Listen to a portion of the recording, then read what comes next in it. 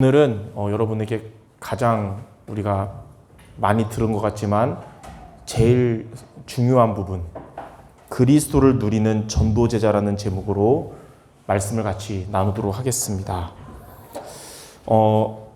우리 성도 여러분들이 다른 것은 조금 부족해도 한 가지는 꼭 누려야 될 게 뭐냐? 여러분이 교회에 있을 때나 또 혼자 있을 때나 현장 갔을 때나 그리스도를 누리는 자가 되어야 됩니다. 자, 그럼 첫 번째, 왜 그러냐? 저와 여러분이 누려야 될 그리스도가 어떤 분인지를 알아야 되는데, 그리스도는 누구시냐면, 그리스도가 무엇이냐? 근본 문제를 해결하는 비밀입니다.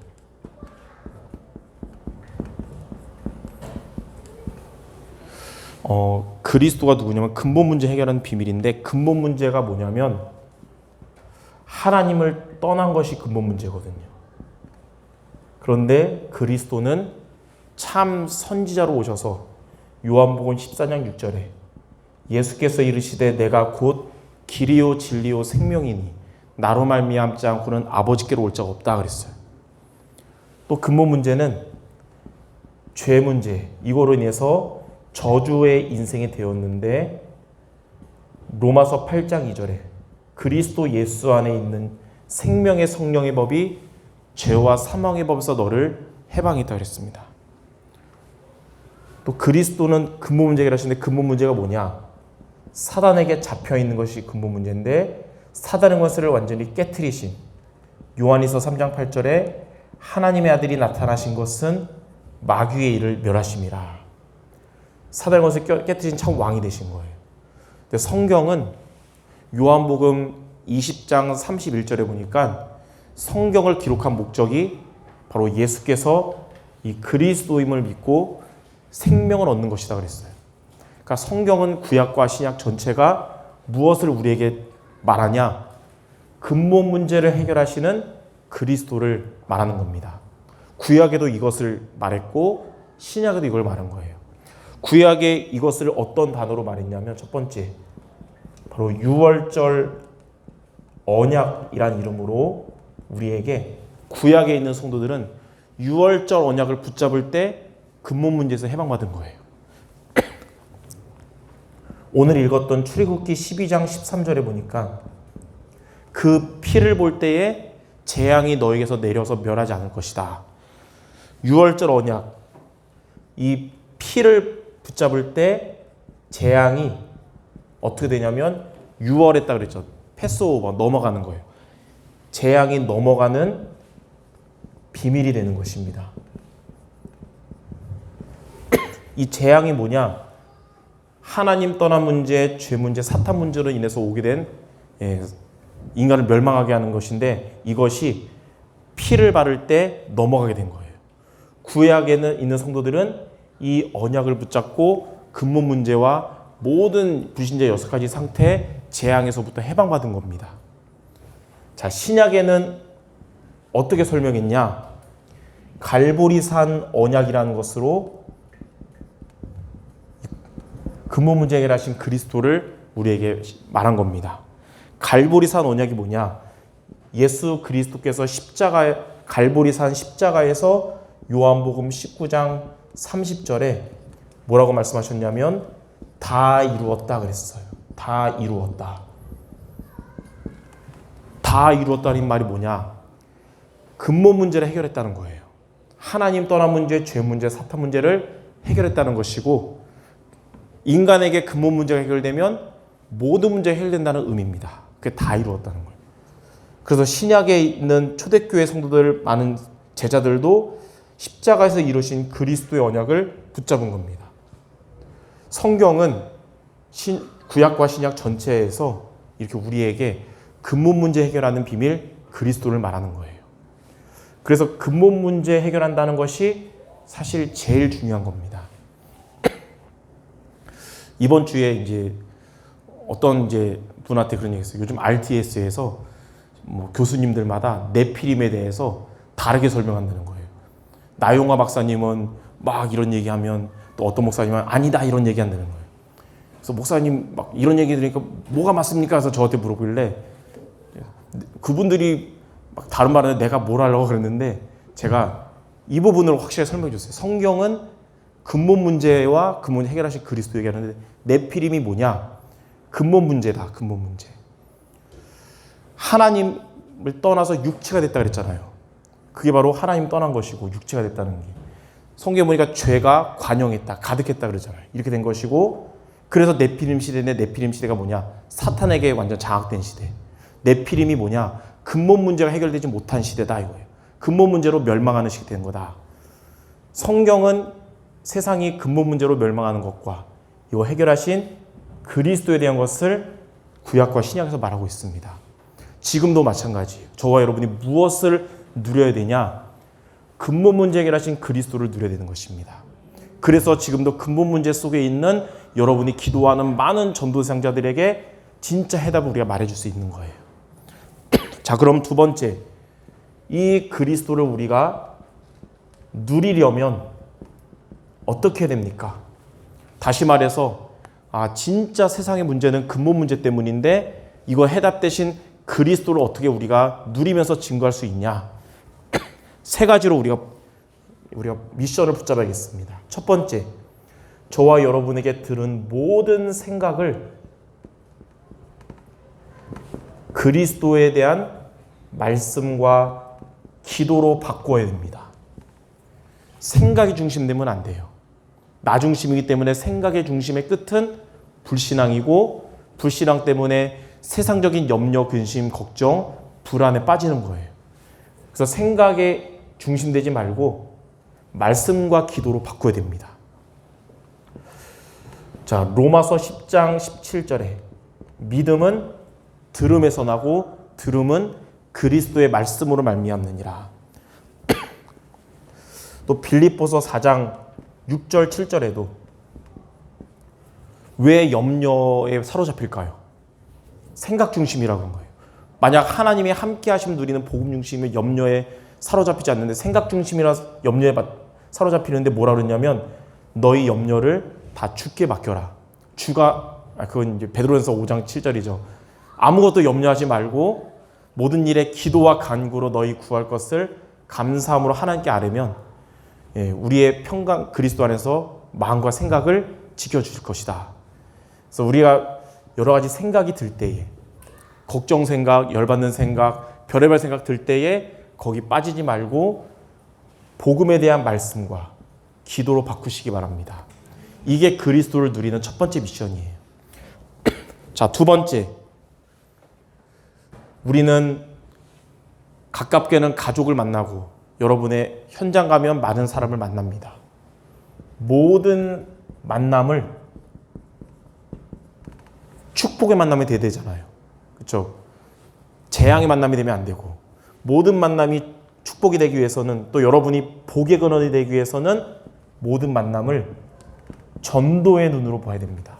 이 근본 문제에 빠져있는 그들을 빠져나오게 하는 그리스도가 증거되는 게 축복이기 때문에 그게 복의 근원되는 거기 때문에 모든 만남이 그리스도가 그에게 들어가는 전도의 눈으로 봐야 돼요. 바울은 심지어 골로새서 4장 3절에 보니까 가봉 안에서도 무슨 기도했냐? 나에게 전도의 문을 열어주셔서 이 그리스도를 담대하게 전하게 하옵소서. 이 기도를 한 겁니다. 여러분들이 모든 만남을 놓고 전도의 눈으로 보고 그들 놓고 기도하며 복음 전할 말씀을 준비하면 하나님이 역사하시면 이들에게 복음 전할 시간표가 오게 됩니다. 베드로전서 3장 15절 너희 속에 소망에 관한 이유를 묻는 자에게 대답할 것을 항상 준비하라 그랬어요. 그 사람은 복음 전하면 화내는데요. 마음이 돌같이 굳어 있는데요. 우리 설득을 할 수 없잖아요. 그래서 하나님께 기도하고 말씀을 준비하는 거예요. 전도할 메시지. 그래서 하나님이 역사하실 때 복음 전하는 겁니다. 자, 세 번째. 여러분의 모든 일들 그리고 모든 찾아오는 문제들 이때 우리가 불신자 때 같으면 인본주의 써야 되지만 이제는 우리 안에 성령이 계시잖아요. 여러분이 성령인도 받아야 되기 때문에 이때 근본 문제 해결하신 그리스도를 의지하시기 바랍니다. 여러분 중요한 일일수록 또 문제가 올 때 그리스도 의지하는 여러분 되기 바랍니다. 그게 바로 그리스도를 누리는 것이요 하나님이 일하시는 시간표가 되는 겁니다. 다윗이 모든 문제가 찾아왔을 때 그때 시편 121편 1절 2절에 보니까 내가 산을 향하여 눈을 들리라. 나의 도움이 어디서 올까? 나의 도움은 천지를 지으신 여호와에게서로다 그랬어요. 히브리서 12장 2절에도 환난과 핍박 속에 있던 그 유대인들에게, 기독교 믿는 유대인들에게 히브리서 기자가 믿음의 주요 온전하게 하시는 이인 예수를 바라보라 그랬습니다. 시편 37편 5절에는 내 길을 여호와께 맡겨라. 그를 의지하면 그가 이루시리라 그랬어요. 그리스도를 의지하면 그리스도가 역사하십니다. 고린도후서 4장 6절 7절에는 우리의 삶에, 여러분의 삶 속에 때로는 사방으로 우겨쌈을 당할 수가 있어도 여러분이 무너지지 않는 이유는 저와 여러분 안에 보배 되신 그리스도가 있기 때문에, 그래서 우리는 그리스도를 의지해야 되는 것입니다.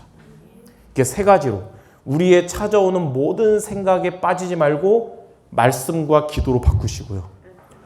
여러분의 모든 만남을 전도의 눈으로 보시기 바랍니다.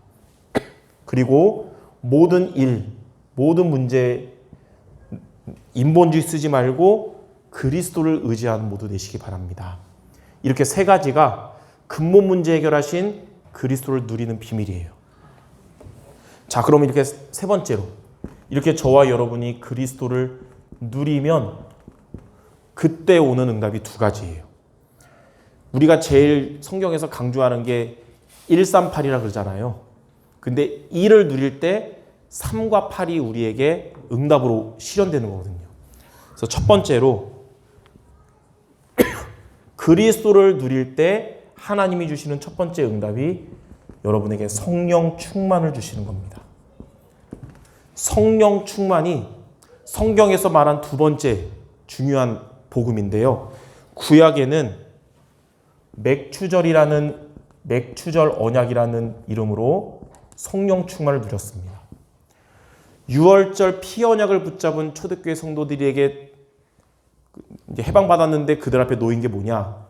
젖과 꿀이 흐르는 가나안 땅이 아니라 아무것도 없는 광야였잖아요. 도와줄 사람, 의지할 사람 없는 노바디, 아무것도 없는 낫싱이었는데 그곳에 하나님이 역사하셔서 맥추절의 축복을 주신 거예요. 첫 열매를 맺게 하신 겁니다.